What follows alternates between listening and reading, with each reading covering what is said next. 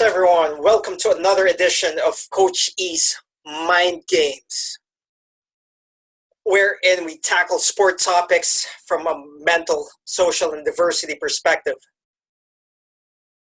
And I just want to give you guys a heads up. I've been dealing with these hiccups of mine for the past hour, and I can't get rid of them.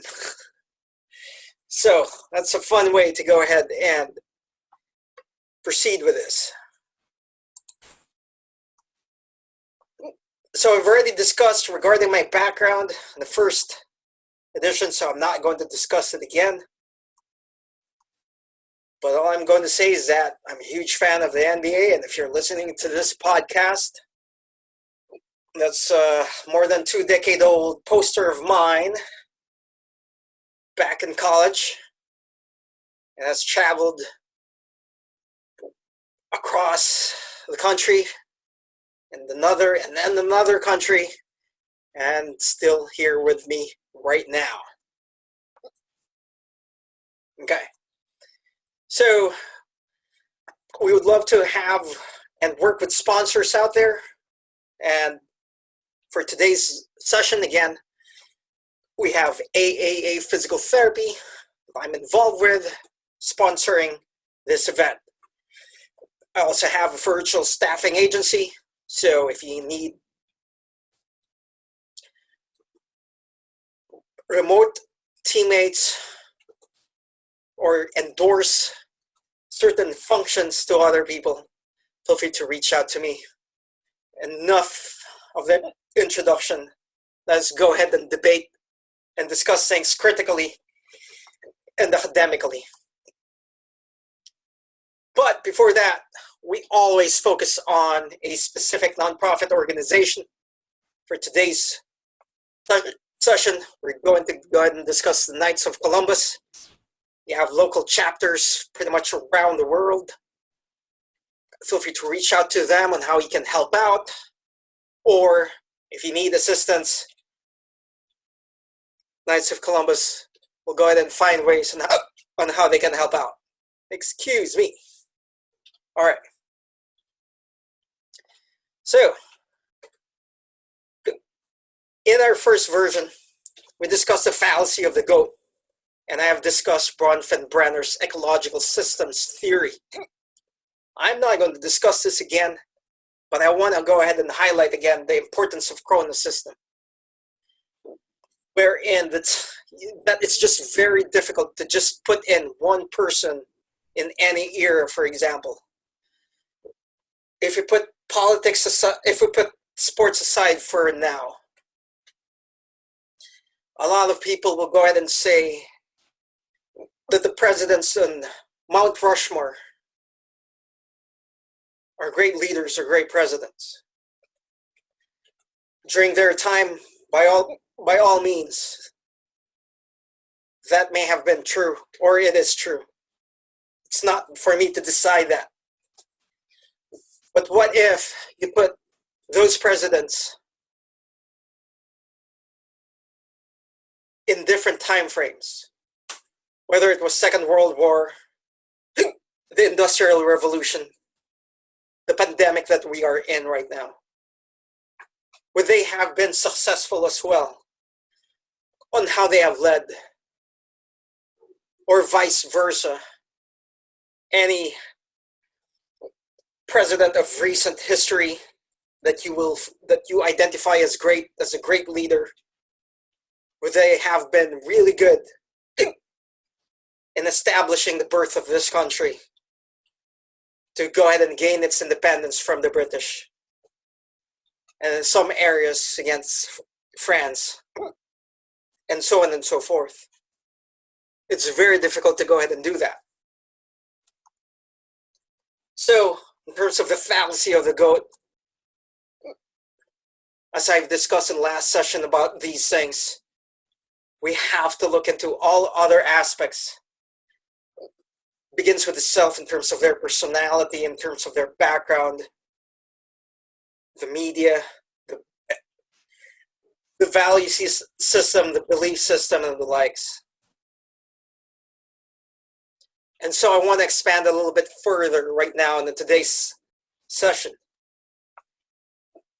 If you guys are very familiar with what sports are, especially for in terms of the 100-meter dash, they've identified that running it in 10 seconds is rather quite impossible, or anything less than 10 seconds. But the science, training, coaching, and us human beings have hopefully evolved for the better in one shape or form. Or it's by chance that you are able to find the right person to go ahead and do this. How many times has the 10-second barrier been beaten, has been crushed? And that's just one specific example of all the records that are broken. And why am I saying that in terms of the fallacy of the GOAT? I'm saying this respectfully. But with the media out there right now, they constantly go ahead and identify the GOAT is now all about a matter of LeBron James and Michael Jordan. I'm sure Kareem Abdul-Jabbar has his own say on it. Bill Russell, Kobe Bryant, late great Kobe Bryant, Magic Johnson, Larry Bird, and so many other greats, Oscar Robertson. But at this point in time, it seems like it's just boiling down to two individuals. It's just Jordan and James.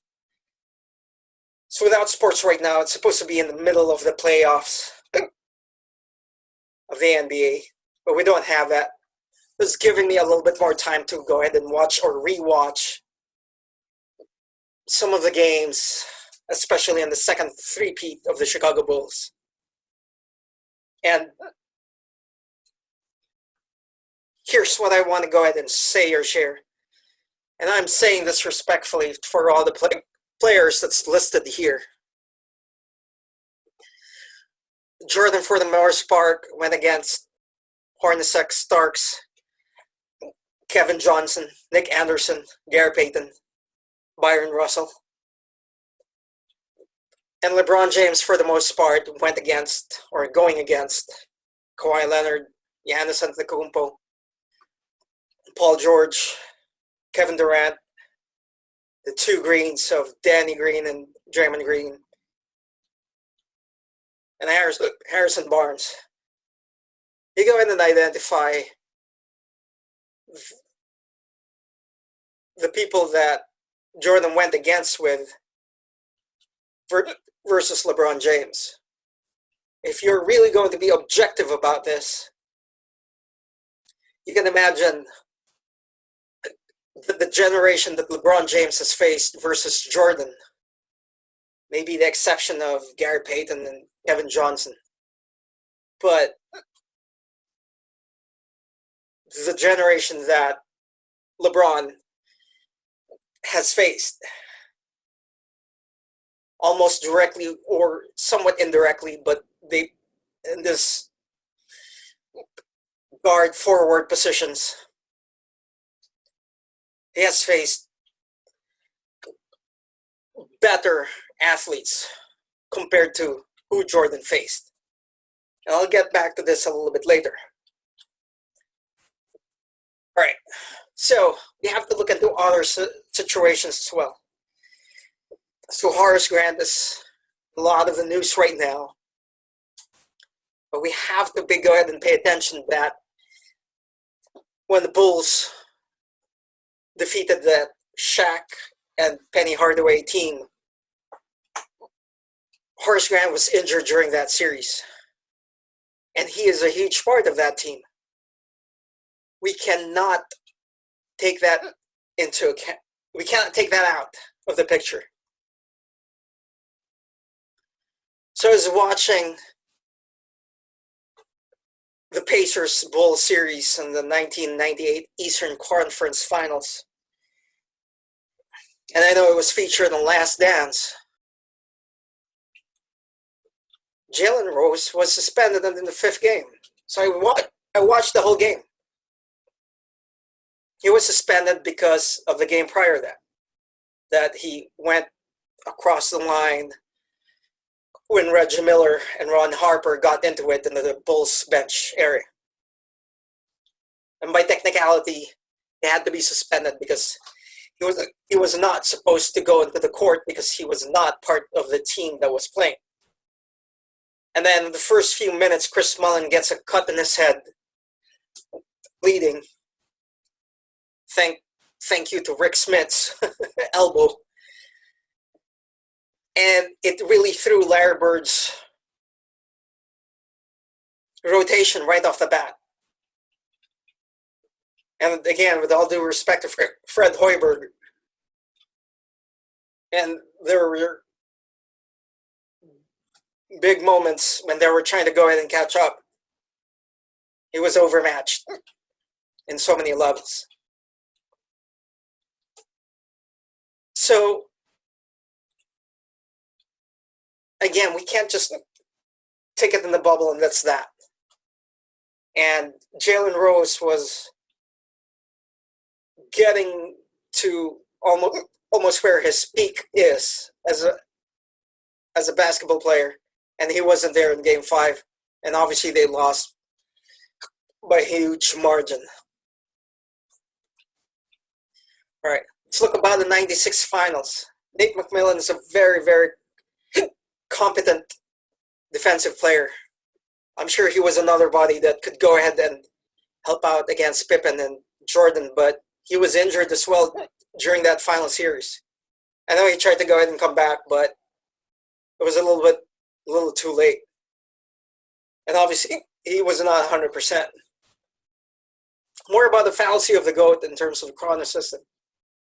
Let's look on the other side of the coin. What if Draymond Green was not suspended in 2016?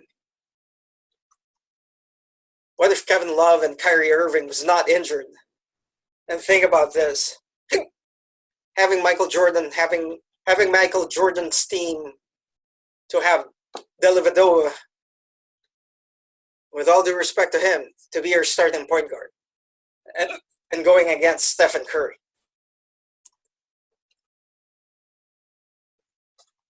Do you think Michael Jordan would be able to drag that 2000 team of Cleveland Cavaliers to go against Tim Duncan's Spurs? It's really, really hard to determine that. Would LeBron James be able to bring Michael Jordan's teams in the 80s and drag them to a finals or even win one against the prime of starting from Dr. J, Moses Malone of the Sixers, then to Larry Bird, Kevin McHale, or Robert Parrish of the Celtics, and then again the Detroit Pistons. Those bad boys. If LeBron James, you put him in there, what would that have been? And here's the deal. A big discussion about the Last Dance discussion is pretty much the leadership style or motivational style, or even the tyranny of Michael Jordan's leadership, as some may have portrayed it. Well, obviously the results produce itself that they were successful in the 90s. But if you go ahead and switch that to LeBron James's teams, or however LeBron James's leadership style is, and put him in the Bulls in the 80s and 90s, it's super difficult to go ahead and just look at these theoretical scenarios without really thinking about these perspectives. Again, the game and the play will continue to evolve, and so are the players. You just can't say the player in the 50s, 60s is exactly the same as the 80s, the current time. But here's the opposite side of the spectrum, as I was saying. Michael Jordan went against guards and forwards that may not necessarily be as good as who LeBron James have faced. But the other side of the coin, though, is would LeBron James win against Shaq, Ewing, Alonzo Mourning, David Robinson, Karl Malone, Charles Barkley, Sean Kemp, and Dikembe Mutombo? This is the prime time of bigs, if you may. I did not include Hakeem over here because they never got a chance to really go against each other. And we'll talk about the Houston Rockets and the Bulls back then. If you think that the Bulls would have won 8 straight. So it was a prime time of all of these centers. And when you say power forward, you give an emphasis on the word power. So these are not your forwards that will shoot jumpers. These guys can shoot jumpers, but they'll beat you down in the block.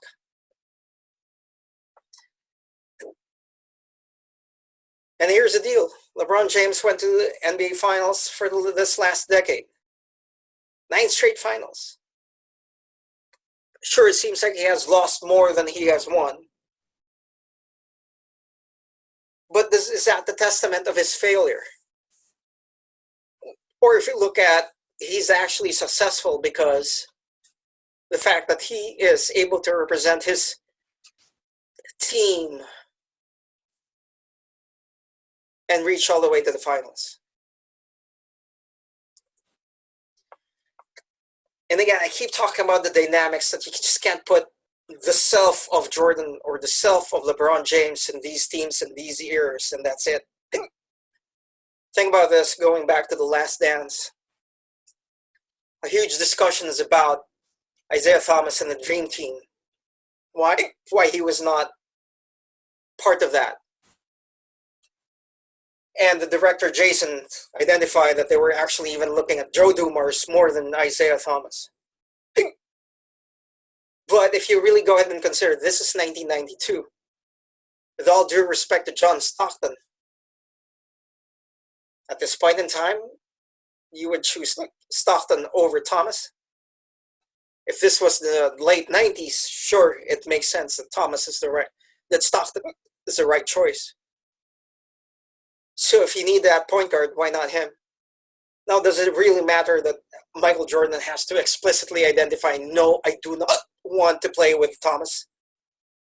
I assume the writing is already on the wall. People aren't stupid.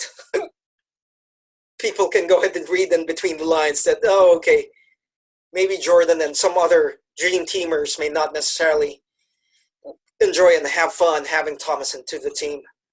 And think about this. This is almost going into 3 decades now. Why are the dream teamers go ahead and claim Isaiah Thomas should have been there? I don't hear it.